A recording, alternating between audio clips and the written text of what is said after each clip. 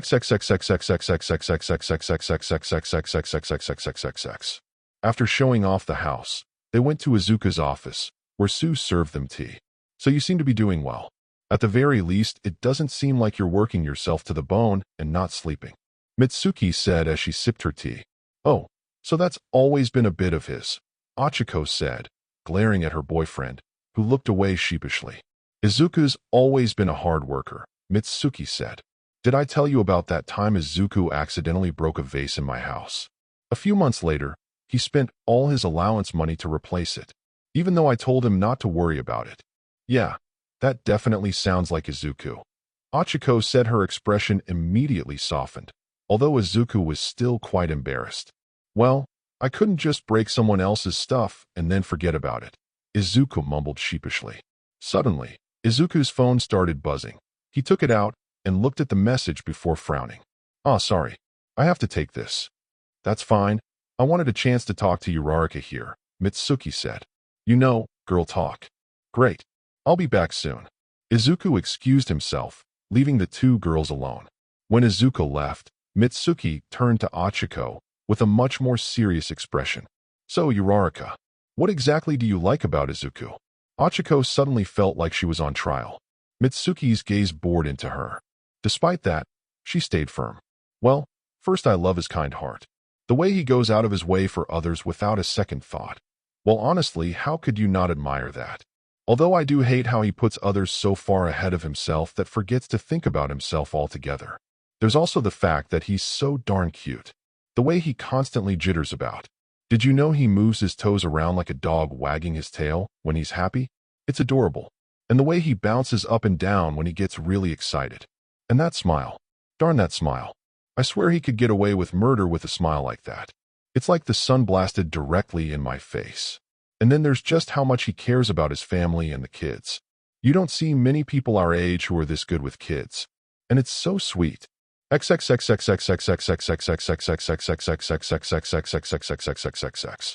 his hair is so amazingly soft, even though it's always a mess.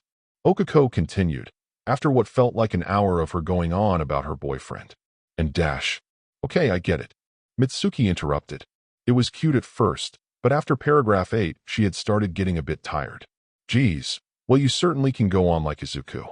And it looks like I don't need to doubt you at all. Phew. Mitsuki sank back into her chair, a look of relief settling on her face. You know, I was kind of worried when I heard Izuku got a girlfriend. I mean, he's rich as hell now. And while the kid's always been unshakable when it comes to his will to help others, that's not so much the case when it comes to helping himself. I mean, just look at Katsuki. God, it'd be so easy for him to end up in an abusive relationship, it's not even funny. It was always kind of my worst fear for him. Well, that, and him getting himself killed. Yeah. Ochiko grimaced, as she imagined some hussy latching onto him, only dating him because she could use him. And given how much Izuku defended Katsuki, Ochiko could imagine in a world without the kids, Izuku would stay with her and defend her no matter what. Oh God, he'd end up just like his mom. The thought of it made her want to vomit, for many reasons. But seeing that he has someone else in his life who actually cares about him, and loves him, and wants to protect him, it's so relieving. Mitsuki said, "You care a lot about Izuka, huh?" Ochiko asked, finally fully letting her guard down around the woman. Mitsuki took a deep breath. Inko's been my best friend for over half my life now. Makes me feel old saying that, but it's true. She's been there for me when I needed someone the most. And then she got married to that fucking scumbag. It was miserable watching her end up with a piece of shit like him. He never made her happy, but she stayed with him, for reasons I can't possibly understand. Izuku was the only thing he ever gave her. The only good thing that ever came from that relationship, if you want to call it that. I was so happy when he turned out to be more like his mom. Seeing him playing with Katsuki, I was so happy. I wish they'd stay friends forever, that my son would protect him and stand by him through thick and thin. Obviously, that didn't happen. The woman took a long sip of her cup, emptying it before setting it down. Because for some fucking reason, terrible shit has to happen to good people. It broke my heart when I heard Izuku was quirkless. Not that there's anything wrong with being quirkless. It's just, it's a fucking stigma that sticks onto you forever. He'd never be able to just live a normal life. The rest of the world would make sure of that. And that's to say nothing about how it just killed his dream outright. And when Katsuki turned against him, he was alone. I mean, he had me, my husband, and Inko, but he didn't have any friends. Everyone his age either hated him for being quirkless or was afraid of being mocked, so they avoided him. It was so painful to watch. And then it just kept getting worse and worse, and he stopped coming over, for reasons that are pretty obvious. But with that, there wasn't much I could do for him. Or at least that's what I thought. Mitsuki started clutching her cup, a look of pure frustration gracing her face. But in the end, I could have done more. I should have done more. I knew Katsuki was picking on him. I tried to get him to stop, but I never went far enough. In my head, I kept making excuses for him. I didn't want to believe my little boy had become so twisted. It was only after the truth was laid out before me that I realized I failed them both. No, not just them, but Inko too. I failed them all. Ochiko paused. Spouting simple platitudes wouldn't help here. She had to think about her response. And after a few moments of silence, she spoke up again. There are always things we could have done better. Sometimes it's simple things. Sometimes it's big things. But no matter what, we'll always look back and think we should have done better. It's easier to look into the past and point out what you did wrong than it is to figure out what you need to do in the present. And like you said, it's hard to look at matters so close to you objectively. But at the end of the day, the past is the past. Beating yourself up about it is pointless, especially when no one's really blaming you in the first place. If you really want to help Izuku, then the first step is forgiving yourself, moving on, and doing your best to learn from past mistakes. Yeah, you're probably right. Mitsuki sighed. Sorry for unloading all this on you. I know you guys have enough to worry about without some old lady adding her own issues to yours. It's fine. People should ask for help when they can't handle something on their own. And people should help others when they ask for help. Ochiko said, I think if everyone just did that, then the world would be a much brighter place. Mitsuki chuckled. You know what, kid? I agree with you.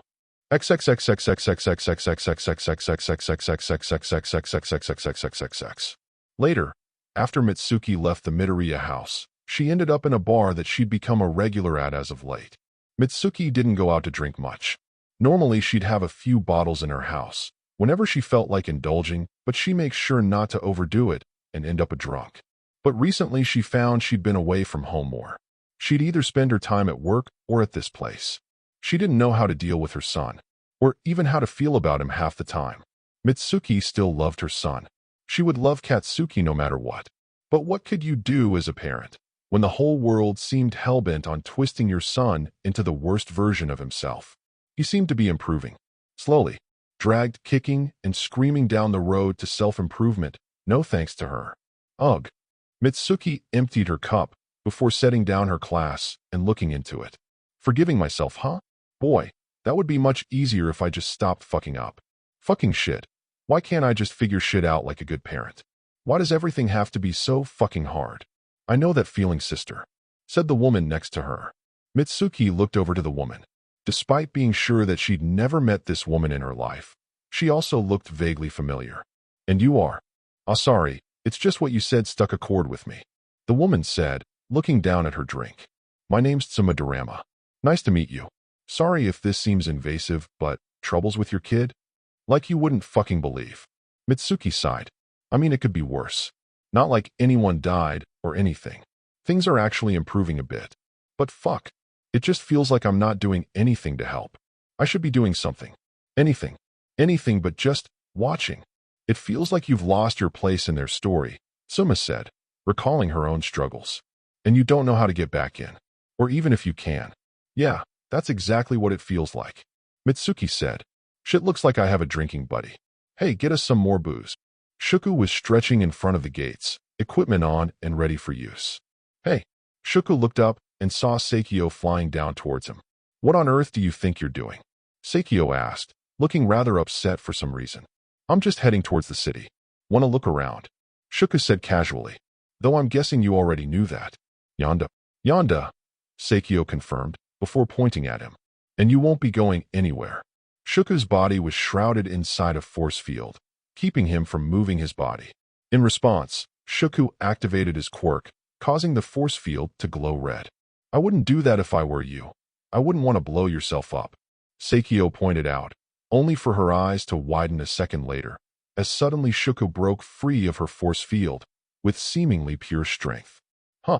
Little did Seikyo know, Shuku's ability to only partially explode objects he touched allowed him to make things explode on an extremely small scale, weakening them significantly. But Shuku didn't waste time explaining that to her, and instead he simply, boom, boom, boom, boom. Using his explosions to propel himself, Shuku rushed behind Seikyo at such high speeds that the girl could barely follow his movements. She hurriedly turned behind her and put up a force field to protect herself, but Shuku propelled himself behind her again and touched the back of her head.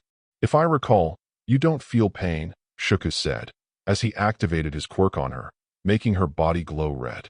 Damn it, Seikyo screamed, before Shuku burst away and her body glowed brighter. Kaboom.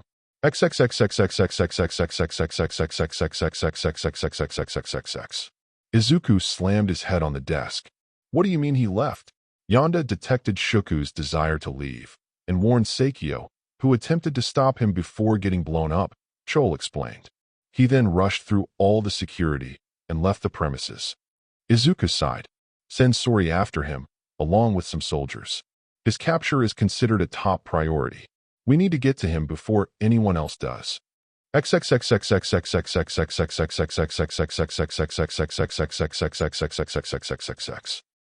sat outside, casually eating a slice of pizza he had purchased at the nearby pizza place, his feet up on the table as he munched away without a care. Doing all those favors for Kiba sure paid off. Shuku thought, referring to the cash he had in his wallet.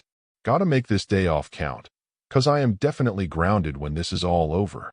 Then, he heard the sounds of boots marching toward him, and he turned his head to see soldiers rushing at him.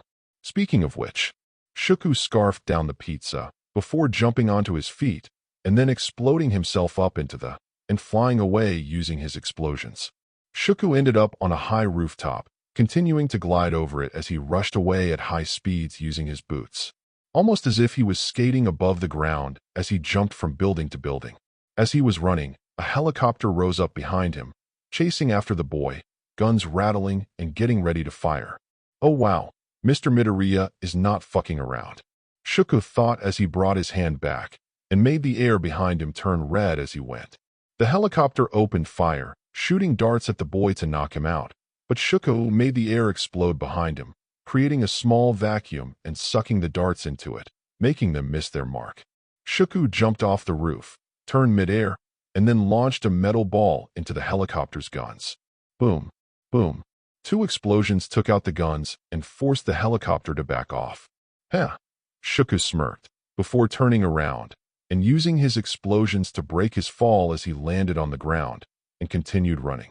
Huh, the streets seemed pretty empty, Shuku noted.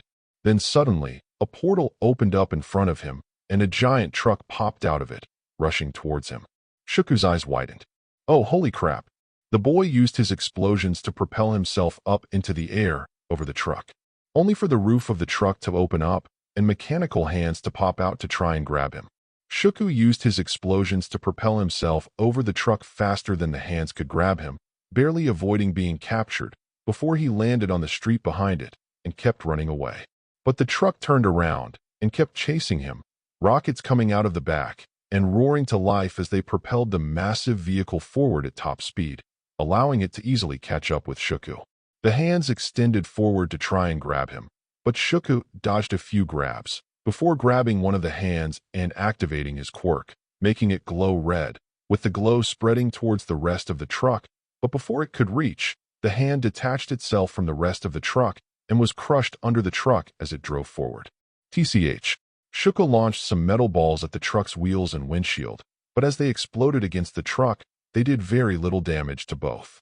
Well then, property damages. Shuku flipped forward, landing on his hands, and using that brief moment to turn the spot on the street to red, before flipping back onto his feet and counting to run. Kaboom! As the truck drove over that area, the ground exploded, sending the back of the truck flying up into the air and flipping the whole thing onto its back. With the truck dealt with, Shuku was approaching a bridge, and he grinned. All right, let's try something out. Shuku jumped onto one of the bridge's suspension cables and started grinding on it using his shoes and forward momentum. Wahoo!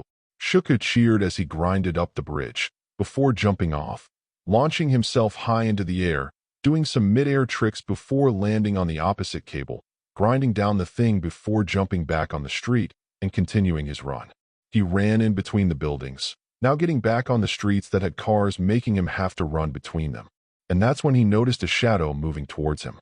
Sori suddenly landed on a car next to him and lunged at him from behind, only to get a tungsten ball to the face, which promptly exploded, sending her flying onto the sidewalk.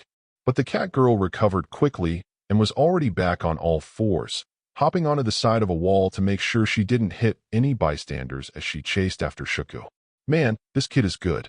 Not only did he notice me before I pounced, he managed to react just at the right time to blow me away, and he made sure I ended up on the sidewalk so I didn't get run over.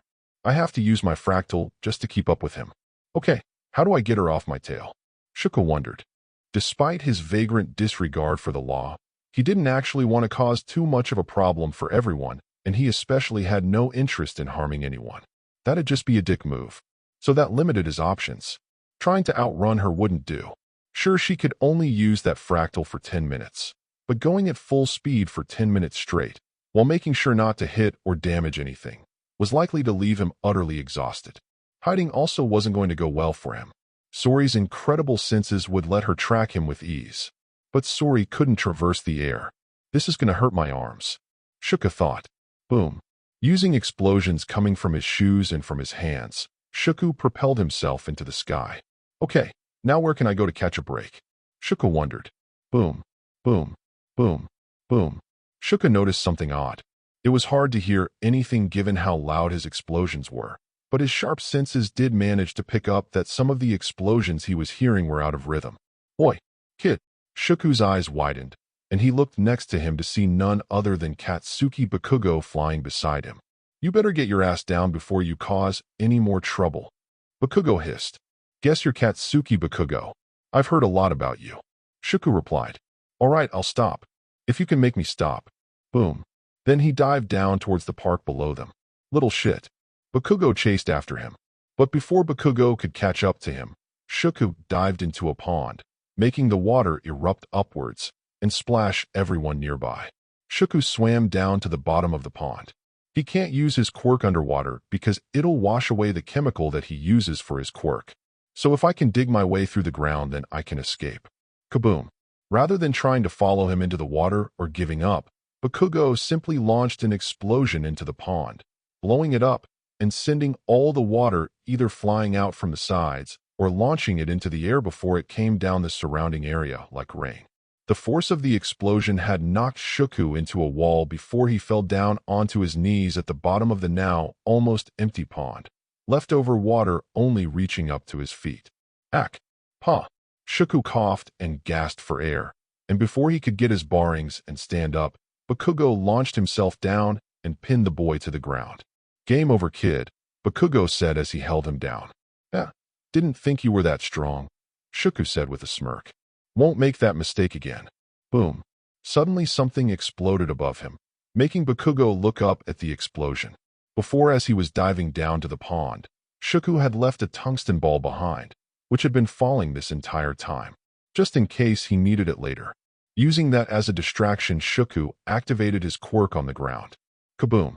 Shuku made the layer of dirt under the ground explode, making the ground under them explode into the air, and the water flew all over them, splashing the two. The brittle dirt broke apart into chunks, and Shuku made parts of those chunks explode, sending them flying toward Bakugo. Bakugo jumped off the piece of dirt they were standing on, still holding on to Shuku's neck, as he used his robotic arm to shoot explosions to dodge the debris flying at him, before blowing it all to smithereens. Kid, if you don't calm the fuck down, I'm taking this arm and clocking you in the face, Bakugo threatened. Ah, but we're having so much fun, Shuku said before taking a handful of balls and tossing them in Bakugo's face, chest, and stomach, making them explode, sending Bakugo flying back and causing him to lose his grip on Shuku. Shuku tossed some more balls behind him at Bakugo and made them all explode, blasting Bakugo away back further before rocketing away. TCH. Bakugo was forced to slowly fall back towards the ground using his robotic arm to make explosions so he didn't plummet. Clever brat. Meanwhile, Shuku was flying through the air before he lowered himself back to the ground on a sidewalk. Phew. Man, they are not letting up. Need to catch my breath for a second. Shing. Shing. Shing. Shing. Shing. Suddenly, feathers flew in and cut up Shuku's gauntlets and stabbed his shoes, rendering them both useless. Oh, Shuku said as he looked down at his destroyed support gear. Sorry to break your toys, but it's about time you went home. Shuku looked behind him and saw none other than Hawks flying above him. The boy sighed. Hey Hawks, how's it going? Great. It would have been better if you'd stopped getting into trouble, Hawks said as he grabbed the boy and flew away. Seriously, if you keep doing stuff like this, you're going to end up in a detention center. Shuku rolled his eyes. Oh please, if you did that, you and the HPSC wouldn't be able to keep bothering me about being a hero. And besides, I'm not hurting anyone. And that's the only reason we keep bailing you out. Hawks sighed. You really shouldn't take all these things for granted, especially if you keep refusing our offers. And also, you know you're going to be grounded for a long time, right? Yeah, I figured as much. Shuku sighed.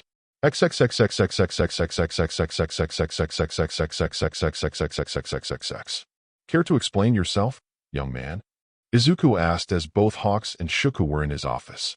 I thought it'd be fun to see how long I'd last if I ran away. Shuku shrugged. To be fair, it was. This isn't the first time he's done something like this. Although this is the first time he's been this successful and caused this much property damage. Hawks explained. Normally it's just him illegally using his quirk for some parkour. But since he got his hand on some support items, and now that he has someone to pay for any property damage he causes, he probably felt like he could push himself more than he ever has before. Well, you're not going to be getting your hands on those again anytime soon, Izuku said, looking towards the boy. And you're grounded for a month. Oh man. Shuku had hoped the care he'd taken in not causing any damage to anyone or doing too much property damage would impress Izuku enough to give him a softer punishment. Then again, maybe this was the softer punishment. He had done something pretty outrageous in retrospect. Oh well, it had been worth it. Hello, people of the world. Welcome back to Omni Hour, Kiba said into the camera, joined by her fellow hosts, Ken and Amai. We're grateful to everyone who's been playing Foundation Feud, and we're happy to announce our first DLC pack, Amai said. And today, we're going to go over the new characters that will be added to the game. Starting with Yashina. The screen changed to gameplay of Foundation Feud, with the new character Yashina facing off against Fu. Yashina explodes onto the screen, attacking foes with ruthless pressure, Amai said. In-game, Yashina launched an explosion from her back, making her rush towards Fu, reaching him quickly and then launching explosive punches that knocked him into the wall, where she proceeded to unleash a powerful and devastating explosive combo that took off a good chunk of Fu's health before the last hit launched him all the way to the other side of the stage. Yashina is a high-power rushdown character, meant to get into people's faces and stay there until they're dead. Ken said, while she does have amazing damage, she suffers from one big drawback, Amai added. Back in game, Yashina tried to launch herself at Fu, but Fu grabbed her with one of his tendrils, bringing her in and allowing him to launch his own combo against her, which did almost as much damage as Yashina's combo did against him. Yashina can deal damage, but she can't take it all that well, Kiba said. Every battle becomes a race to see who can beat who first. Either way, if you're fighting Yashina, expect a quick match. Shuku. Continuing the theme of explosions, Shuku bursts onto the scene. Amai said, on screen, Shuku was now facing off against Fu. His support gear is ready to rock. Unlike Yashina, Shuku wants to keep you as far away as possible, Ken said. And he has plenty of tools to make sure you're stuck on the other side of the screen. Fu tried to approach Shuku, but Shuku launched a metal ball from his gauntlet that slammed into Fu and sent him flying back. Next, the screen switched to show Shuku fighting Kano, who tried to approach Shuku from the sky, but Shuku used that attack again, this time aiming up and shooting a ball at Kano, blasting her out of the air. The screen reset and Kano tried charging at him, but Shuku launched himself into the air avoiding the charge. He then launched himself to the opposite side of the screen, dropping some metal balls as he flew over, which exploded as they hit the ground, keeping Kano from following him as he made it safely to the other side.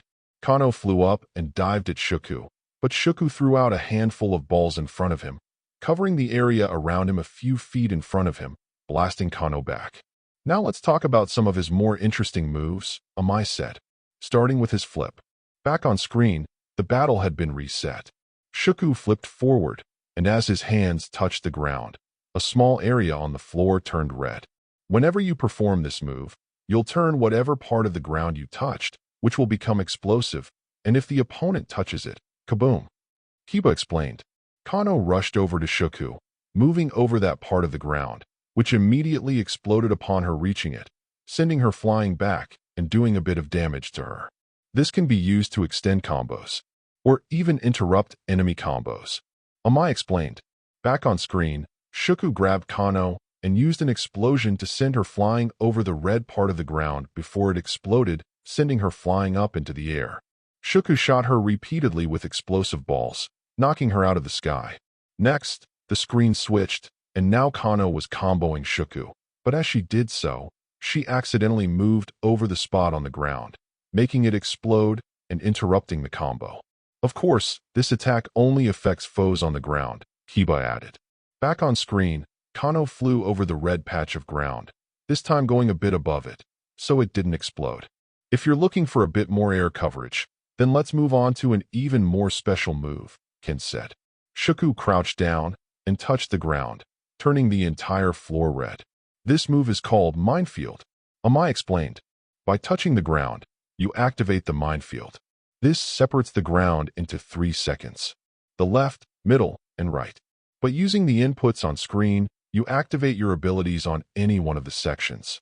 What's more, minefield has 3 stages. Shuku touched the ground again, making it glow brighter, and then he did it again, making it glow even brighter. The more you touch the ground, the stronger the minefield becomes, and it allows you to become more powerful attacks. Amai continued, starting with the simplest action, explosion. The ground under Kano suddenly exploded, hitting her and doing a decent bit of damage, as well as knocking her into the air before she fell back down. The ground under her was now not red, while the other 2 sections were still glowing. As you saw, pretty simple. Just use the input and you'll be able to make the ground in any place you want explode. Ken said, this move counts as a low, so if you want to block it, you're going to have to crouch. Stage 2 explosion makes a stronger explosion. Back in game, the ground exploded under Kano again, this time doing more damage. And Stage 3 explosion can hit people even in the air, and it is even more powerful. Ken continued. This time Kano was in the air, and the ground exploded again, the explosion reaching Kano in the air and hitting her, doing a bunch of damage. Pretty simple. This next move is going to be a bit more complicated. It's called uprising. Amai said, back in game. This time the middle section of the ground blew up, sending a chunk of the ground flying into the air. Using this move, you can make the ground fly up into the air. If someone is standing on that part of the ground, they'll get sent up with it. Amai explained. In-game, the ground under Kano exploded up, sending her into the air with it. At level 2 uprising, the ground will move up faster and do damage to the person hit by it, Amai added. And level 3 sends the ground off-screen. If someone is on that piece of ground, they'll be sent off-screen as well, and will be unable to escape. The ground under Kano exploded up once again, doing damage to her and sending her off-screen. Now when you send this thing up, you can do a few things. First, detonate. Amai continued. Back in game, the piece of the ground in the air that Kano was on exploded, doing good damage. You can make it explode, doing damage to anyone on or near it, Kiba said. Level 2 makes it do more damage. And level 3 causes debris to blast out all over the arena. A piece of the ground in the middle flew up before exploding, sending debris flying everywhere, hitting Kano and doing a bit of damage. Now onto the more interesting move, homing meteor. Ken shouted. When you use this move, the ground you sent flying up with home explodes towards the opponent and explodes on contact with them. Although it does less damage and the explosion has less range than detonate. Back on screen, the ground was sent flying up into the air before its left side exploded, sending it flying towards Kano and slamming into her.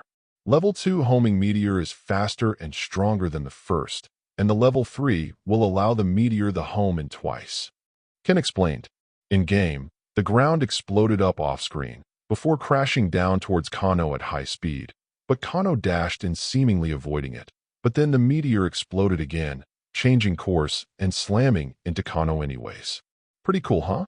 Minefield is a super important part of Shuka's kit, but you need to be careful. He's not immune to his own explosions. Ken warned. Back on screen, Shuku made the ground under him explode, knocking himself into the air and doing damage to him. Play smart and keep your enemies away, as Shuku, Amai said. Ochiko Uraraka. And now the time has come to talk about our dearest mother, Kiba said. Uravity. This is going to take a while, Ken said. The screen now showed Ochiko facing off against Fu, dressed in her hero outfit. And there was another meter above her Midori meter. Uravity is a character that specializes in grabs and aerial combat. Amai said. Speaking of her grab, she has two. A light grab and a heavy grab. Literally, one makes you light and one makes you heavy. Back in game, Ochiko rushed towards Fu and grabbed them before throwing them to the opposite side, making them float in the air. Then it reset, showing Ochiko grabbing Fu and slamming him down, leaving them pressed on the ground, unable to move due to the increased gravity. As you can see, doing the heavy grab will leave the enemy stunned, while doing a light grab will put them in a special weightless state. In this state, the opponent won't be able to move regularly, and will only be able to rely on their air movement options. Amai explained. For some characters, this is more difficult to deal with than others. Back in game, it showed Izuku, mostly helpless in the air. Then it switched to Kano, who flew around seemingly unaffected by the status. When your opponent is weightless, they also take increased damage. So if you can get away with it, you'll probably want to choose the light grab over the heavy. Kiba explained. The status will go away after the opponent is hit by a move or after 5 seconds have passed. But you can apply status to more than just your enemy. Ochiko then touched her arm quickly, making her body glow light pink. Then she rushed at the opponent with increased speed and started combining them, her combo being different than before, longer and doing more damage, as well as lifting both of them up into the air. When the combo ended, the opponent fell back to the ground, but Ochiko stayed in the air. The screen reset and Ochiko touched her arm again, now making her glow dark pink. She rushed towards the opponent, now much slower, her steps causing the ground to break a bit under her weight. Fu sent out a tendril to try and grab her, but it didn't work, and Ochiko continued on towards him. When Ochiko reached him, she cocked back her arm for a heavy attack, and Fu hit her with a light, but Ochiko now had super armor, and her attack slammed into Fu's face. By removing her own gravity, Ochiko can make herself faster and make her combos do more damage, but she'll take more damage and float in the air after every action you do, Amai explained. But if you increase her gravity, Ochiko becomes slower and does less damage, but she gains super armor on a lot of her attacks, and becomes immune to most grabs and command grabs. And her knockback is reduced. You can change between weightless, extra weight, or normal weight at any time. Now let's move on to her next move, Black Whip. Kiba continued. Using this attack will throw out Black Whip in any direction you choose. If the attack hits the opponent, it'll pull them towards you, but if it touches anything else, it'll pull you towards that part of the screen. Back in game, Ochako unleashed her Black Whip, snatching up Fu and bringing him towards her, before unleashing a combo on him.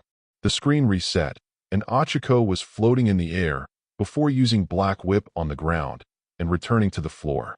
Use this to either get close to your opponents or get yourself out of a tricky situation. Kiba said. Next, let's talk about a super move, Super Flash.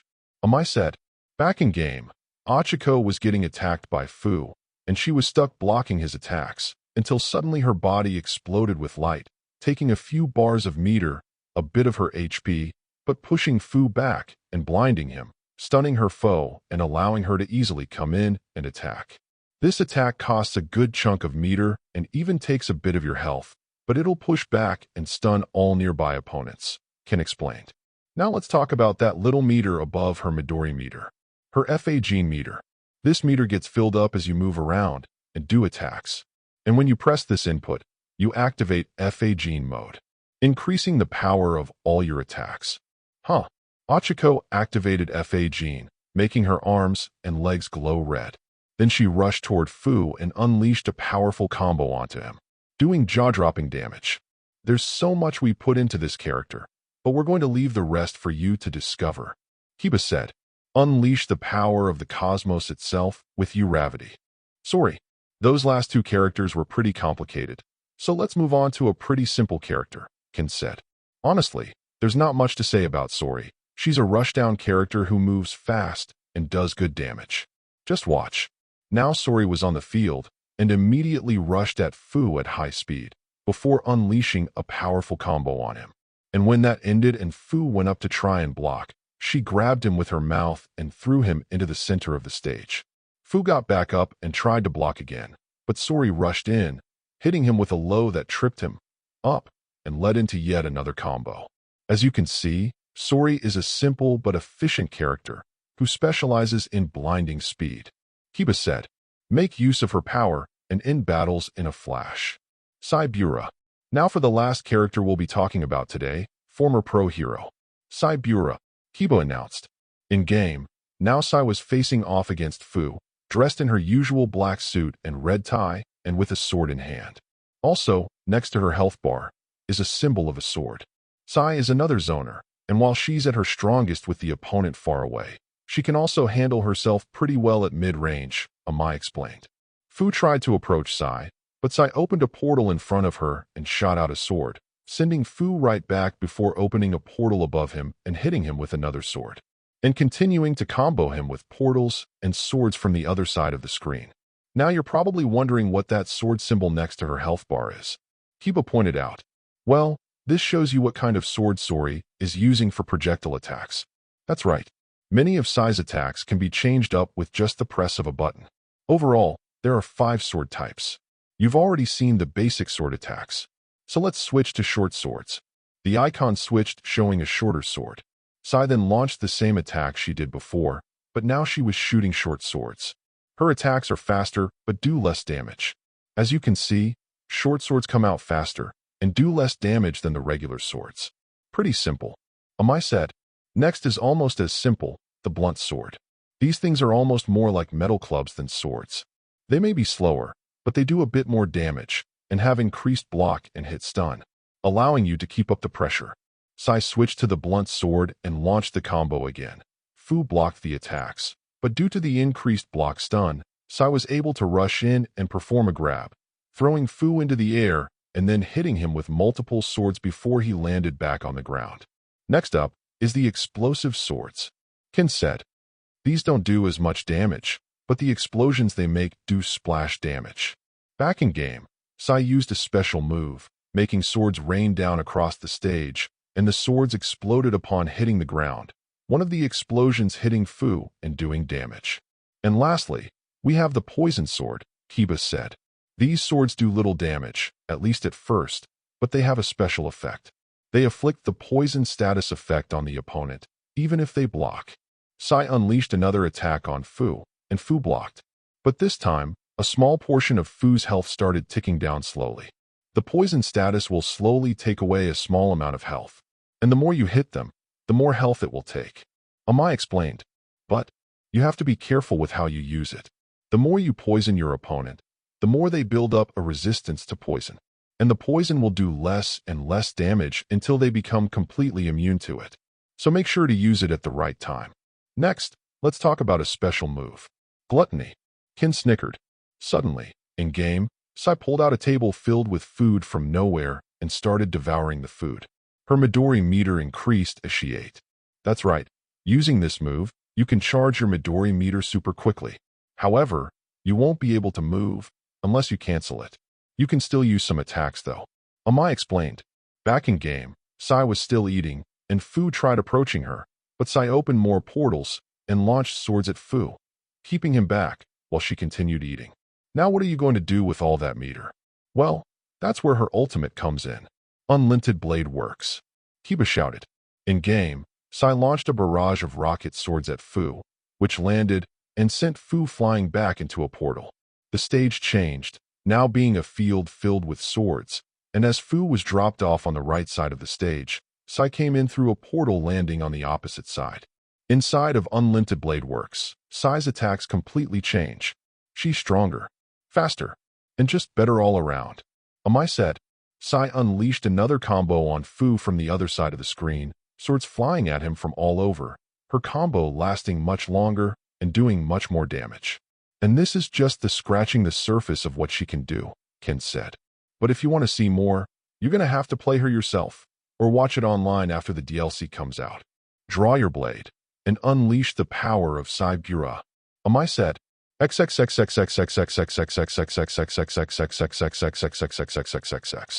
The camera switched back to the three kids. All right, and that's it for now. Amai said. Well, that's it for the characters. We still have one more super exciting announcement. The Midoriya Foundation will be holding an official Foundation Fue tournament. Kiba announced. Unfortunately, we won't be able to attend in person, but we will be attending digitally, and there will be enormous cash prizes. Details about the tournament can be found on the official Omni Games website. We expect a huge turnout. Don't disappoint me. Until then, see you later. Ken signed off, ending the stream. Thank you, sweetheart. An old woman said as Achiko finished helping her bring her groceries back home. No need to thank me, ma'am. Just doing my job. Achiko said as she gave the bags to the woman and let her enter her house. Okay, back on patrol. My, it's always so wonderful to see heroes not forgetting about the little stuff. Truly heartwarming. Huh. Achiko looked above her and found someone sitting atop the roof of the building, looking down at her. She was a girl that seemed to be Achiko's age. She had horns coming out of the sides of her hair, demonic wings coming out from the back of her waist, and a heart-shaped tail. Her outfit, if you could even call it that, consisted of black heels, black stockings, no pants or skirt whatsoever, just string panties that left very little to the imagination. She didn't have a top either, just black star-shaped pasties covering her upper nipples and long black sleeves. Lastly, she had long black hair, long fingernails painted black, pointed fangs, and star-shaped pupils. In other words, she looked like a total pervert and was likely up to no good. Well, even if she wasn't, Achiko would have to arrest her for indecent exposure anyway. Uravity activated One for All and got ready for a confrontation. Excuse me. You can't go around wearing that. What if kids see you? The girl chuckled. Oh please, the idea of shielding children's eyes from lewdness died the day the internet became popular. But if you're so intent on arresting me, why don't you come up here and try it, dear? This is a trap, Achiko thought. It was pretty obvious this girl was bathing her, likely luring her into some sort of ambush. So instead of going to her, she'd bring her down here. Achiko jumped back into the street and fired Black Whip up at the girl, wrapping it around her, binding her arms together, and dragging her down to street level. Got you. The girl gave a smile that reminded Achiko of a predator looking at prey, and she could feel a cold sweat running down her back. Did you really? Suddenly, the Black Whip was covered in a purple glow. Then it changed form, the whips turning into black snakes with glowing purple eyes. The snakes freed the girl and rushed back towards Ochiko, tying her up in the rope harness method, leaving her in a position that was far, far too lewd for her liking. What is this? Ochiko tried to deactivate Black Whip, but it wasn't working. It's like it was no longer under her control anymore. Hee hee. The girl giggled as she got back to her feet, dusting herself off before she started walking toward Ochiko, moving her hips in a seductive manner. My, I expected more from such a promising heroine. Looks like you underestimated me a bit too much, my dear. I'll have to make sure you don't make that mistake again. The girl then pulled a whip and moved Ochiko onto her front. Wait a minute, Ochiko said, her face crimson red with pure embarrassment. What you planning on, Dash? Whap. Ah! Ochiko cried out as suddenly the girl literally whipped her behind. Whap, whap, whap, whap, whap, whap. Ahaha, ahaha. The girl cackled as she whipped Ochiko, smiling like a madwoman, obviously taking pleasure in Ochiko's pain. Far, far too much pleasure. Enough. Light exploded from Ochiko's body, blinding the girl and making her cease her assault. The light was so blinding she couldn't even look at Ochiko. Ah, my, I knew you were dazzling. But this is beyond my expectations, the girl said while shielding her eyes. Still, I wonder how long you can shine so brightly before you burn yourself out. Well, thankfully we won't have to find out, Ochiko said. Smack. Suddenly, an elongated tongue smacked her whip out of her hands, and a circle-shaped blast of energy slammed into her, sending her flying into a car, totaling it. Ochiko deactivated her quirk and looked to her rescuers. Sue, Hato, Froppy, and Nijire came onto the scene. Sue immediately went over to her friend to see if she could help. It's no use. She's taken control of Black Whip. Don't let her touch you, Ochiko warned. My, what a lucky day, the girl said as she pulled herself out of the wreckage of the car, seemingly unfazed by Nijire's attack. To have such beauties coming after me. Especially you, dear Froppy. I've long wondered about what exactly we could do with that tongue of yours. I know, right? Nijire agreed. Like, just how long is it? Can it grow back if it gets cut off? Can. I'm pretty sure you two have very different questions about this subject, Sue said. Anyway, you should surrender now. It's 2 against 1. The girl chuckled. You may want to count again. Suddenly, her whip slithered back into her hand as if it were alive, and the girl whipped a nearby car. The car glowed purple and started to change form, turning into some kind of monster. Growing a mouth in front with sharp teeth, the top of the car shrinking away and vanishing, and the wheels gaining spikes. Then the car rushed towards Sue as if trying to run her over, but Sue jumped into the to avoid it. But then the seat belt shot into the and wrapped around her arms and legs, before bringing her into the car and strapping her to the seat. Then the air conditioner blasted her with intensely cold air, quickly putting her into a hibernation mood and knocking her out.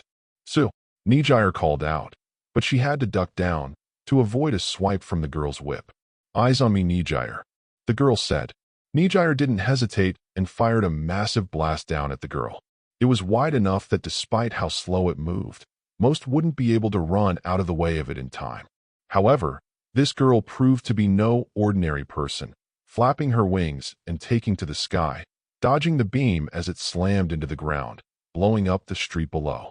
Flight, enhanced durability, monster creation. Either her quirk is way more versatile than we think, or she's been enhanced by an outside force. Nijire thought. Aha! Ochiko suddenly screamed. Uravity? Nijire looked over to her, wondering if she'd gotten hurt, only to find that Ochiko had gotten her nips bitten by the black whip snakes. This had distracted Nijire long enough for the girl to finally land a blow, whipping Nijire in her side and knocking her down onto the sidewalk, hard enough to crack the concrete. Oh! Nijire powered through the pain in her back and the stunning in her eyes and tried to pull herself up, but the girl slammed down on top of her, holding her down with her heel. Eyes on me are gorgeous, the girl teased with a smug smirk. Nijire shot a blast up at her, but the girl backflipped to avoid the attack, while Nijire jumped back to her feet. The girl raised her whip up and slammed it down, but Nijire jumped to the side to avoid it while rushing to try and get closer to her. Nijire ducked under another whip swipe and cocked back her arm as she got close to the girl. coating her arm in energy before trying to punch the girl right in the chest. The girl raised her whip, using it to block the punch, but the power of it still sent her skidding back until she hit the side of a building. Nijire rushed to deliver another powered-up punch, not wanting to blast the building itself, but before she could get close, she heard the sounds of a car and immediately took to the sky to avoid getting run over by the car monster. The girl used this as a chance to whip a nearby fire hydrant. The hydrant glowed purple and started growing. The sides expanded towards, the chain wrapping around, turning into hands, while the top of the hydrant popped off, and purple glowing eyes appeared. It immediately started blasting pressurized water at Nijire, which she could barely avoid, maneuvering around them as best she could. She tried to blast it, but the girl wrapped her whip around Nijire's leg and slammed her back down to the ground. Nijire is in trouble. I have to get out of this. Ochako knew that trying to break free of Black Whip using her own strength was pointless. Black Whip's power increased with 1 for all's percentage, meaning the stronger she became, the stronger it became, meaning there was only one way to break free. Ochako braced herself. This is gonna hurt. Meanwhile, the girl reeled Nijire in toward her. Nijire tried to shoot another blast, but the hydrant monster blasted her with water. Glup, bub, bub, bub, bub. Nijire was pinned to the ground by the water as it entered her mouth and nose, robbing her of her ability to breathe. After a few seconds, the hydrant stopped, and the girl stepped onto Nijire's stomach, making her vomit out all the water and letting her breathe once again. The girl laughed. Looks like I took your breath away. Kaboom. Suddenly, a big explosion burst out from where Ochako was, creating a big cloud of smoke. Uravity. Both Nijire and the girl cried out in concern, causing Nijire to do a double take and give the girl a confused look. But the girl paid her no mind, instead looking at the smoke with a look of pure horror. That wasn't me. Who dash? Smash. Then suddenly, a pink blur rushed out of the smoke, and Uravity decked the girl in the face, sending her flying, skipping across the street like a rock, until she slammed into a building, getting embedded into the brick wall. Then Ochako jumped up into the air before coming back down with a powerful kick, slamming her food down on the hydrant monster, shattering it, making water rain everywhere. Phew. Ochako breathed a sigh of relief before collapsing onto one knee. Ack. Uravity. Nijire immediately went over to check on the girl, and she wasn't in the best shape. Her costume was all torn up and burnt, exposing her bruised and burnt skin underneath, exposing it far too much to her liking. Nijire used her energy to act as censor bars, allowing Ochako to keep her dignity, kind of. Thanks, Hato-senpai, Ochako said, as she forced herself to stand back up. Click. The two looked back over to where Ochako had punched the villain, and found she had pulled herself out of the wall and was now walking towards them. Her heels clicked against the street. As she walked, blood leaked from the top of her head, and yet a smile was on her face, getting bigger and bigger as she approached. Heh, hee, ah, ah. The girl giggled madly as she looked up at the heroes, her eyes somehow even crazier than before. Filled with so much madness and desire, it made both the heroines supremely uncomfortable. Wonderful. How wonderful. I knew you wouldn't disappoint me, Uravity. Whap. The girl whipped the street they were standing on, making it glow purple. This is what I fucking live for. The girl laughed maniacally as the street started to melt and she sunk below it. Before they too could sink, Nijire took to the sky, and Ochako rushed over to the car monster, which was also sinking, tearing the seat belts off of Tsu before jumping onto a nearby rooftop and setting her down. Meanwhile, the melted asphalt started bubbling before a massive lump of it rose up and grew two glowing purple eyes. The girl popped out of the goop, standing atop the monster as it finished developing and grew its mouth. Raha! Black tendrils rose up and tried to grab at Nijire, but Nijire destroyed them all with her quirk before shooting a massive blast at the monster. The girl flew into the air as the swirling energy slammed into the monster, destroying it and sending melted asphalt flying everywhere. But then, the monster rose again behind Nijire, and more tendrils came up, surrounding her before trying to grab her all at once. But Ochako rushed in, grabbed Nijire, and brought her to the rooftop on the opposite side of the street. That's twice you saved me.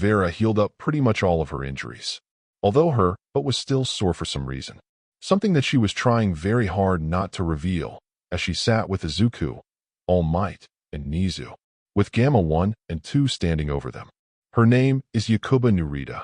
Her quirk was called Monster Creation. It allowed her to turn anything she touched into a monster. However, it came at the cost of her own vitality, and it had a terrible conversion rate. Her monsters were weak, and creating more than one of them would greatly drain her, to the point she had to stop using her quirk altogether lest she risk permanent damage to her own body. Nizu explained she was a normal high school girl, with a weak quirk and weak body, until about 2 weeks ago when she suddenly vanished. Afterward, there were 2 reports of attacks on lower-level heroines,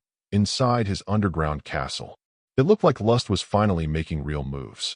And already he could feel the increase in negative chaos energy. He'd taken a bit of a risk with that girl. Unlike his other targets, She lacked even a shred of malice. But what she had instead was the most twisted form of love, a perfect candidate for the position of lust. And the more she gave into her power, the more of a villain she'd become. Now pride and lust were active, but Sin couldn't rest on his laurels. The Midoriya Foundation was powerful and only grew in power as time went on. If he gave them time, they stamp out all his forces and take him down too, meaning he needed to get the rest of the 7 deadly sins active as soon as possible. He was still looking for candidates for envy and gluttony. Sloth would have to be approached carefully, and wrath still needed a bit more time to cook. But greed was still alive. He could feel it. He was in a strange place, one that was hard for him to pin down exactly. But he was getting closer every day, and once he had him, Sin would be able to accelerate his plans. Soon the Midoriya Foundation would fall, and the Age of Chaos would rise.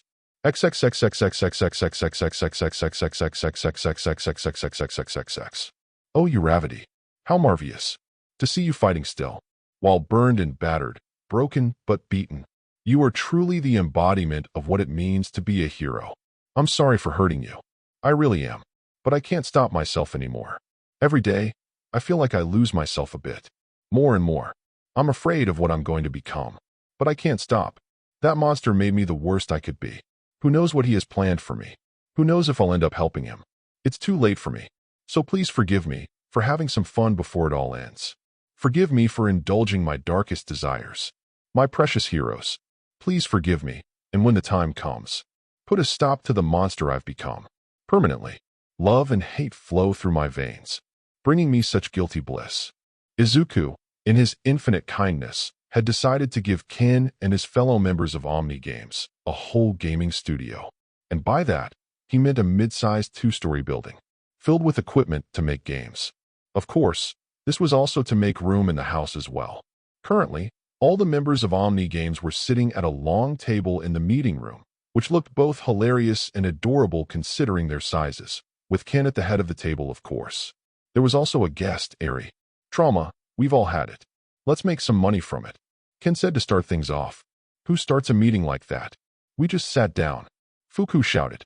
Also, what do you mean you want to make money using our trauma? It's exactly what it sounds like. I want to make the world's scariest horror game. Ken said. I've been watching a whole lot of videos on what makes a good horror game, and I think, using all the horrible crap we've all been through, we can make something that'll make people piss their pants. Is that why you invited Eri here? Fu asked. Seems kinda insensitive. It's fine.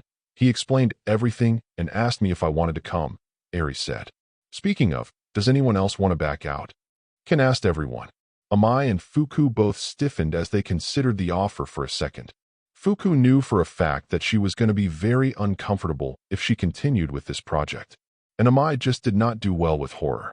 But out of fear of disappointing everyone, they remained quiet. All right, so let's start spitting ideas. Fuku, write everything down. Ken ordered. My first idea is the setting. I was thinking of a metahuman concentration camp. Wow, you really prepared for this, didn't you? Shiruku asked. It was unlike Ken to pitch in ideas for story or settings or whatever. He was pretty much just there to make whatever they thought of into a game. So who's the main character? You again. No. I was actually thinking that Yonda should be the main character, Ken said, to everyone's surprise, except Yonda. Well, being me is pretty horrifying. Yonda half-joked. Exactly. Plus it'll make the game more unique, Ken said. We can have the main character turn their quirk on and off, so that way you can avoid the enemies. But anyway, back to the setting. The whole camp is on lockdown, because lots of dangerous, insane quirk users have broken free. And you need to try and escape the camp while avoiding the people in charge of the camp and the mad quirk users. This is actually really interesting. We can use the mind reading to get some details about the mad quirk users, and maybe we can even help them. Sick them against the people running the camp. Alice suggested. That does sound interesting. As much as Fuku was hesitant about the idea, this was getting her creative juices flowing. A combination of mind reading and learning stuff from the environment. Show the audience how sad or evil some enemies are, and using what you learn to help you survive. If the character is based on me, then of course, she has to manipulate the situation to her liking. Yonda snickered. Speaking of manipulation, I was thinking about survivors. There would have to be some other quirk users that survive that don't want to kill us. We can try to save them, but depending on what we do, it can go many different ways. Maybe they won't trust us and refuse to follow us. Maybe they end up dying. Or maybe they'll even turn into monsters. Lots of potential for story. Plus, it'll make people want to play through the game more than once, which is great for marketing and sales. Fuku, Eri, I'd like you two to focus on the map design first. You both know what it's like to live in a massive place filled with monsters. Ken said. Yeah. Fuku groaned. She was not looking forward to revisiting those memories. But at this point, she'd gotten way too invested in this idea to back out. This was the kind of stuff creatives thrived on. Now for the enemies, let's focus more on subtle horror. I've heard that's way creepier. Ken said. And you know who'd be perfect for this? Ghost Freak. Let's make him the main monster. He can go through walls and take control of people. And he hates bright lights. So that can be an easy way to get him off your back. And around the end of the game, you can figure out if you want to just leave him behind, save him, or kill him. You still have to give yourself a lead role, huh? Shiruka said. But I do think that's a good idea. What do you think, Amon? Me? Oh, why yeah. That sounds good. I mean, I'm going to have to do some research on horror games. On my side, Yami, make sure to help her with her research. Yonda said, deciding to give the girl a break for once. Oh, I have an idea. How about since the place is damaged, it only has so much power? Meaning we have to control which rooms have power and which don't. Alice suggested. And the places that don't can get attacked by Ghost Freak. So if we're not careful, he can attack us or the people we're trying to rescue. But we can also use him to take out bad guys. Great idea. Ken praised. Also, we can take people with us, and they can carry things, giving us extra inventory, but we have to make sure they don't die. Yonda added. And since we're using me as the main character, why don't we have an invisible monster? I have an idea. Some of the people you're trying to save will turn into monsters if you don't do certain things or at certain parts of the day. Kiba suggested. Like if you don't give someone enough blood, or they'll turn into a monster at night. So you need to make sure you're managing everything perfectly, or they could kill your allies, or you. What if there's a monster you can make a deal with? Feed him flesh, and he'll leave you alone, or even take out enemies for you, Fu said. And maybe you can make the choice to feed other survivors to him. So the main goal is escaping. So how will you actually do that? Amai asked. I want multiple ways to escape. Maybe you can use certain survivors' quirks. Ken said. Another might have you take out all of the soldiers so you can get away. Or maybe you can find some secret exit that's guarded by a super dangerous monster. I think we should make a map first and then come up with exits. And by the way, I want you to have to find stuff to eat and drink. For yourself and the survivors. How many survivors should we have then? Shuku asked. Because if we have too many, then that might make it too hard to feed everyone. And we'll have to think carefully about their quirks too, Fu added. If one of the survivors has a quirk that could easily solve everything, then that'll make a big plot hole. It sounds like this game will be the most difficult to make yet, Kiba proclaimed. But we're up for the challenge. We'll make a game so scary, it'll give us nightmares for years. Yeah, I don't know about that part. Fuku lightly objected. After the meeting was over, Eri and Fuku retreated to Fuku's room to start working on the map, characters, and story. As Fuku was drawing the map, she stopped and looked at Eri. It was odd. Before, whenever Eri's past came up, she'd go quiet. But the distress she felt would be evident on her face, and she'd often try to change the topic immediately. But now, she was actively bringing up her past, using the old underground base she'd been trapped in as a reference for their new map, and even using Overhaul as inspiration for the camp director, one of the main antagonists of their game. And if she was distressed, she wasn't showing it. Sure, she didn't look happy, but she appeared more determined than upset, fully focused on helping them complete this game. Eri, are you sure you're okay with this? Fuku asked her, admittedly more for her own sake than Eri's. You're going to have to keep remembering a whole lot about that place and that man. Using Eri's past like this left a bad taste in her mouth. And while Eri had said it was fine earlier, she had to be sure. Eri paused for a few seconds, a thoughtful expression dawned, before eventually she gave her response. It's not so bad anymore. Before, when I'd think about it, it felt like Overhaul would be right behind me. Like I'd blink and suddenly I'd be right back in that horrible place. But now, it finally feels like it should. Like a bad memory. And nothing else. It's uncomfortable, but that's it. It's all over now. I know I'm safe.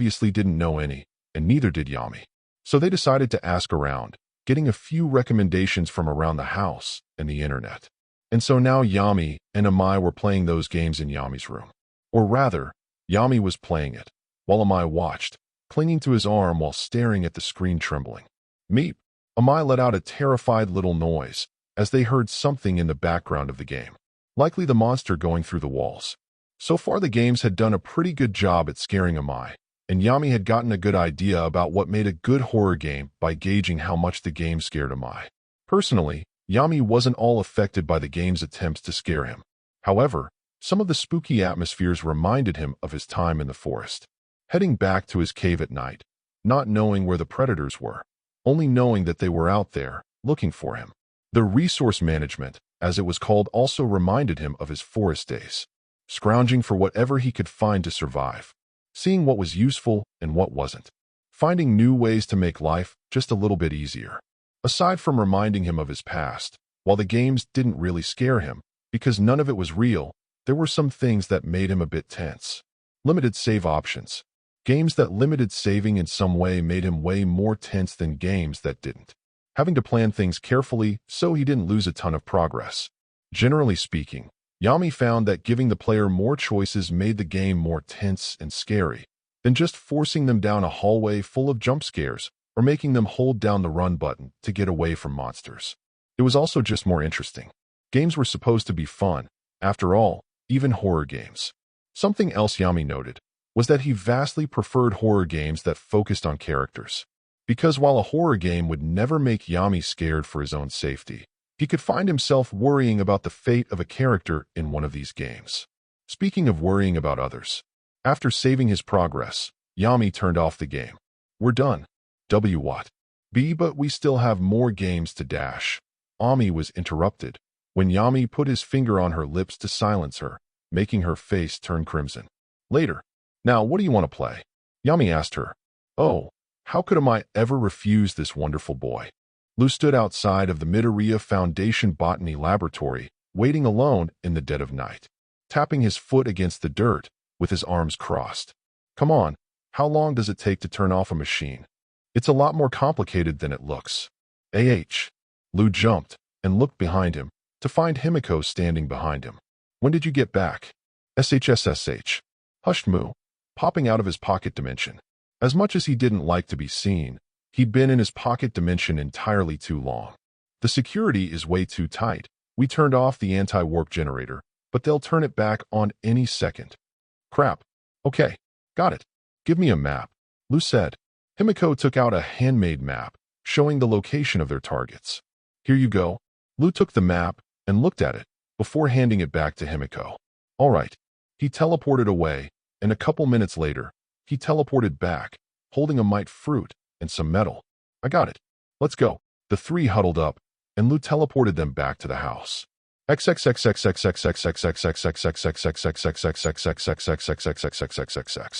Are you sure about this? Eri asked as she handed Shiruku the mite fruit. This might hurt a lot. Shiruku hesitated for a moment, before shaking her head, clearing her doubts. If it's for Daddy's sake, it's worth it. Then, she started eating the fruit.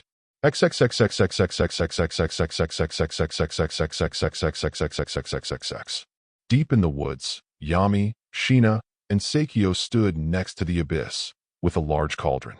Small chipmunk-shaped Grim, that were called munchers, swallowed up large quantities of Grim batter from the abyss and spat it out into the cauldron. However, the batter they spat was far less in quantity, and it was bubbling. This was the primary reason the munchers existed. Concentrated batter. The munchers would store Grim batter in their cheeks. Then, they'd condense it down, focusing the energy into a smaller amount of batter. That was far more potent than normal. Using this process used up a ton of batter, and making a single Grim from the concentrated batter took quite a while, but the Grim created from this would be far more powerful than average. Psycho swirled the batter inside the cauldron. There was no reason for her to do this. She just thought it looked cool. A few moments later, Lu and Eri appeared, teleporting and using Lee's quirk. In Eri's hands was a pure white cloak, and in Lee's hand was the special chaos energy-friendly cactus metal from the lab. All right, super special metal and an enhanced spiderweb cloak. Just as you ordered, Lu said. Yami nodded. Drop it in the cauldron. Lu stepped up and did as instructed, lowering both items into the bubbling pot, where they disappeared into the pitch-black goop. This better be worth it, or else we're all getting grounded. We're probably getting grounded no matter what, but it should be worth it anyway, Seikyo said. The last one helped out Grandpa a whole bunch, and this new cloak should make that one look like child's play. Eri, are you ready? Sheena asked. Eri nodded and stepped up, holding her hand out to Sheena. Sheena turned her hand into a scythe and cut a gash in Eri's palm, enhancing Eri's quirk and allowing her now enhanced blood to fall into the cauldron. After quite a bit of blood fell into the cauldron, Eri activated her quirk for a fraction of a second, healing her wound and replenishing the blood she'd lost. Lu, your turn, Seikyo said. Lu stepped up again, offering his arm to Sheena, who created a cut in his palm, this time not activating her quirk, due to not knowing what effect it might have on him. They let his blood leak into the cauldron for a bit, before Sheena cut him again, causing the wound to close, temporarily. Good. Now it's time, Yami said. The bubbling cauldron started to swirl, as menacing sounds started emanating from the black pot. Hey, are we sure we aren't summoning a demon or something? Lo asked, as Eri patched up his hand. Silence. The work has begun, Psycho said, as she waved her hands over the swirling cauldron, once again not actually doing anything, but she really wanted to do this. The goop continued to swirl and swirl, shrinking deeper into the pot, until the batter vanished, leaving only what looked like an Aegis cloak at the bottom. Psycho pulled it out using her telepathy. It's done. Shall we test it? Yami nodded. Let's get the others.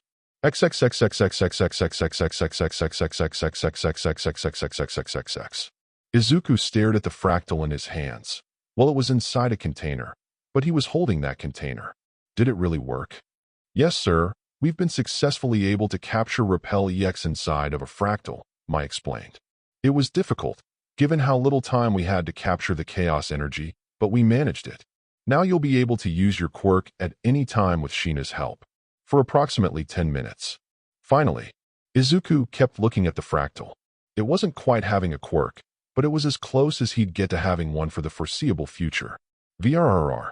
VRRRR. Huh. Mai took out her phone, and her eyes widened as she saw the one calling was none other than her girlfriend. Oh, sir, I really need to take this. Go ahead, Izuku said. Mai immediately accepted the call. Hey baby, yeah, what? Izuku looked up at Mai, startled by her sudden shout, and the look of complete panic on her face immediately sent him into alert mode. Oh, but why would they do that? Mai asked, calming down after whatever Uchi said to her on the other end. Okay. All right. Thank you. Love you. See you later. Yes, I'll talk to him about it. But after Mai hung up, she took a second to recompose herself before looking at Izuku. So, I have bad news and good news. The bad news, the botany lab got broken into, and a mite fruit and some cactus metal got stolen. And the good news? Izuku asked, trying not to explode after hearing that. He figured if Mai was calm, then this might not be as bad as it sounds. Well, the ones who broke in were Himiko, Mu, and Lu, Mai explained. Why? Izuku asked, already fighting off a headache. We don't know, sir. But according to devices, the next place Lu teleported after stealing the fruit was Shiruku's room. Mai explained. After that, he teleported next to Abyss. I swear those kids are going to be the death of me. Izuku sighed as he got up. All right, let's find them immediately, and then we can dash. Kaboom. Suddenly, a massive explosion interrupted Izuku, and the whole house shook a little bit before everything calmed down. Open a portal, Izuku ordered. So this is why you decided to break into our botany lab and risk Shiruku's health, Izuku said as he held up the Aegis Cloak 2.0. It looked almost identical to the first one, but it also had a thick spine on the back. Yami, Eri, Lu, Shina, Himiko, Seikyo, and Mu, wearing a tablecloth. Shiruku was excused as she was visiting Vera. Shiruku hadn't done too much while under the effect of the mite fruit, but even so, it took a bit of a toll on her. Not to mention all the noise you made at 12:30 in the morning, Izuku added. I understand to a degree why you did everything else, but why at this time? Seikyo pretty much demanded it, Lu said, earning a glare from the little witch. Yeah, that makes sense, Izuku thought. The girl had developed a love for the witch aesthetic, so if she found an opportunity to create something over a cauldron in the dead of night, she was absolutely going to take it. Also, why did you break into the botany lab? We have mite fruit here. Fu even has some somewhere. Izuku asked. Well, we don't know where they are, and we didn't think anyone would tell us, Psycho explained. And we didn't want to get Yondo involved because, you know. Okay, that makes sense, I guess. I still feel like there were easier ways to go about this, but then again, I shouldn't be encouraging this kind of thing at all. Izuku sighed. Although I don't really know what else to say on the matter. You all knew the risk and the consequences and chose to go through with it anyway. For my sake. All of them nodded, none of them looking even the slightest bit regretful about their actions. Izuku sat down and looked down at the cloak, unable to look the kids in the eyes anymore. He couldn't help but be ashamed of the fact that the kids felt the need to do something like this for his safety. The father should be the one protecting the children, not the other way around. But Rin had told him not to let things like this affect him too deeply. It was only natural for people to want to help and protect people they love. And when his kids went out of their way like this, he should take it as a token of love. And when he looked at it through that lens, he felt touched. Deeply so. And he understood he was being a bit of a hypocrite because if he was in their position, he'd do the exact same thing. Izuku sighed again. You're all going to have to write a full letter of apology to the people at the botany lab. I'm expecting a full 5-paragraph essay. Yes, sir, the children said, some less enthusiastic than others. So what does this new cloak do? Izuku asked. Allow me to explain, grandfather, Psycho said, standing up to look him in the eye. The new Aegis cloak is far stronger. It has similar space-bending abilities that Jinbu has, making it harder for anything to break it, and for any quirks to affect it. Although it's not quite as strong due to the cloak size. You can store things in the sleeves due to the space bending too. Also, the spine has a special fractal storage, so you don't have to worry about holding onto it in battle or someone stealing it. Lastly, the cloak also makes special fluids that can increase your body's ability to heal. Oh, that's a lot, Izuku said, looking at the cloak. That's definitely an upgrade. Gonna have to test that out tomorrow. Alright. For now, all of you go to bed immediately. You'll write your essays tomorrow after class. Yes, sir, the kids repeated. So you're saying there's a chance? Lady Kiba, your performance was wonderful today as always. Hinata praised as Kiba finished another live stream with Nice. Your subjects are lucky to have such a wonderful, beautiful, kind, and gracious queen. Oh, you flatter me, Hinata. Kiba giggled, and one could almost see her head inflate from the praise. Do you want me to get you a cup of blood, my lady? Hinata asked. That would be lovely. Thank you, Kiba said. Immediately, Hinata dashed out of the room to go get a cup of blood. Hey, I've been meaning to ask, so Hinata's in love with you, right? Nice asked. It's not much of a secret. She proclaims her desire for my hand in marriage almost every day, Kiba said, blushing a bit. So do you like girls that way? Nice asked. Kiba sighed. I honestly don't know. I can't say I've ever had a crush on anyone before, so I can't tell. I hope so. It'd be really upsetting if Hinata put all this effort in to win my favor, only to find out she never had a chance. What about you? Do you dream of finding your perfect prince or princess? I mean, I don't really know either. How does that even work with my condition? Nice asked. Would they marry me and Kira, or just me? And what if Kira wants to marry someone else? Don't worry about it. I don't, and never will. Relationships sound like a huge pain. Kira said. You also thought living your life would be a huge pain, and you changed your mind about that. So I'm not going to take your word on this. Nice deadpanned. I mean, you managed to figure out how to share your body with someone, so I'm sure you'll figure it out, Kiba assured her. A matter of taste. Mina normally sat by herself at lunch. Not because she was unpopular, not even close, but because the food she liked often had a strong odor. Case in point, her favorite food. Natto. Currently, Mina was sitting on her own in the Midoriya Foundation cafeteria, munching on her beloved natto, expecting to be alone as usual, but to her surprise, Lou and Alice sat next to her. What's that? Alice asked. It smells good, Liz said. Mina's eyes widened. Really? You like the smell? It's natto. My favorite. Here, try some. The pink girl took 2 spoons and eagerly shoved them into the kids' mouths, feeding them some of the beans. The two had a curious expression as they munched on the natto. This was a good sign, because normally when people tried it for the first time, they spat it out or threw it up immediately. After a few moments of tossing and swallowing, the two gave their thoughts. Yummy, Alice gushed, her eyes sparkling. It's pretty good. How have I never heard of this? Lou asked. Well, it's not super popular, but I'm glad you two liked it. Mina beamed. I guess that makes sense. People always said my taste was weird.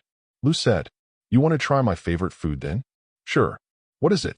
Mina asked, genuinely curious about the preferred food of another natto lover. Lou pulled out a lunchbox and opened it up to reveal dandelions. Alice and Mina stared at the flowers in shock and watched as Lou brought one to his mouth and ate one. Delicious, Lou said as he finished eating the dandelions. Come on, give it a try. I grew them myself. Okay, then down the hatch, Mina said as she and Alice grabbed one and popped it into their mouths. Huh, this actually isn't bad, Mina remarked. The way of water. All right, let's begin our experiments. G shouted. What? Kota responded, completely confused as to what the heck this girl was talking about. He and G were standing in her room. G has dragged him here with no explanation. Well, you want to learn more about your quirk, and I want to learn more about your quirk. So I figured we could help each other. G explained. You're not going to let me go unless I do this, aren't you? Kota sighed. That's right. So let's start with equipment 1. G said. All good experiments start with a question. How much can you control the water you make? Control? Like, make it move around? Kota asked. Because I can do that, a little. Kota shot out a bit of water on the ground, and then he looked at it intensely, concentrating on it hard, and slowly, the water started to rise into the air. Interesting. And how exactly are you doing that? G asked. I just kind of forced it up. It kind of feels like it's a part of my body, but also not. Kota didn't know the best way to describe it. But to be fair, that's about what one could expect from a 6-year-old. Like a limb that's not attached to you. G asked. She'd researched this topic and found that description was pretty common online. I guess. Kota shrugged. Can you control any water that you don't make? G asked. Kota shook his head. Not at all. Interesting. G jotted that down. Okay.